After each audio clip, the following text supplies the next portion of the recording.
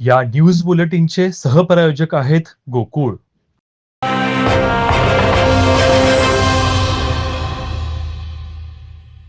शिमगा म्हणजे कोकणातला सर्वात मोठा सण असलेल्या या पारंपरिक होलिका उत्सवाचा आनंद गावागावात दिसू लागला आहे.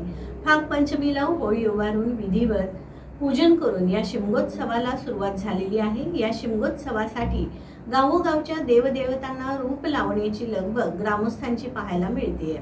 परंपरा, उत्साह आणि मानपान यांचा संगम असलेल्या शिमगोत्सवाला मंगळवारी फागपंचमीपासून सुरुवात झाली आहे. शिमगोत्सवात फागपंचमीला होळी उभारून विधिवत पूजा करून शिमगोत्सवाला सुरुवात झालेली आहे. हा सण प्रत्येकाच्या अंगात एक वेगळे चैतन्य आणि उत्साह संचारतो. शिमगोत्सवाची रंगत अगदी पौर्णिमेपर्यंत धुलीवंदनापर्यंत सुरू राहते. पण त्यापूर्वी ग्रामदैवतांच्या पालख्या सजवण्यासाठी, देवांना रूपे लावण्यासाठी ग्रामस्थांची लगबग सुरू होते. त्यानुसार ग्रामदैवतांच्या मंदिरातून पालख्या सजवून देवांना रूपे लावण्यास प्रारंभ झाला आहे. रत्नागिरी शहरानजीकच्या मिरजोळे येथील ग्रामदैवत श्री कालिका देवीच्या पालखीला सजवून देवांना रूपे लावण्याचा कार्यक्रम भक्तिपूर्ण आणि उत्साही वातावरणात पार पडला. त्यासाठी सर्व ग्रामस्थांना गाव बैठकीचं निमंत्रण थांडण्यात आलं होतं.